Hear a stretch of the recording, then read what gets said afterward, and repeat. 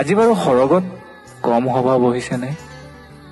জ্যোতিপ্ৰসাদ হৈছে সভাপতি, সম্পাদক বিষ্ণু ৰাভা, জয়ন্ত হাজৰিকাই দিছে আদৰণি ভাষণ।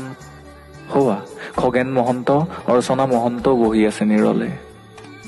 দেখিছো আগৰ শাৰীত প্ৰতিমা বৰুৱা বাইদেউৰ সৈতে দীপালী বৰঠাকুৰ, সংগী হৈ বহি আছে নীলপৱন বৰুৱাও। ভিতালীবাৰ আজি ভীষণ ব্যস্ততা, কিয়নো জোনবাইৰ দেশলৈ জুবিন আহিছে। সৰগ সজোৱাৰ দায়িত্ব ভিতালীৰ।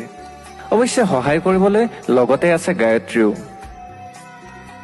ভগ্নী জংকীৰ চকু আজি চলচলীয়া। এই দিনটোৰ বাবেই যেন ৰৈ আছিল তাই।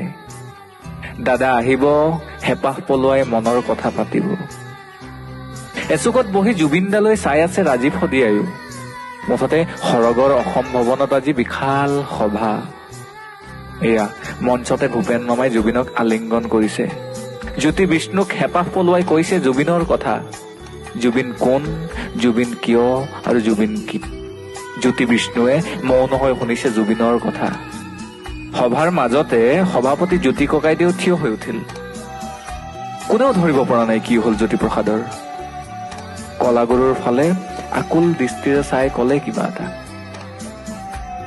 সকলো বুজি এইবাৰ বিষ্ণু ৰাভাই এক প্ৰকাৰৰ কাৰা নিৰ্দেশেই দিলে। আজি সভাত বেলেগ গীত নহব, কেৱল মায়াবিনী চলিব। সৰগত এতিয়া মায়াবিনীৰ গুঞ্জন।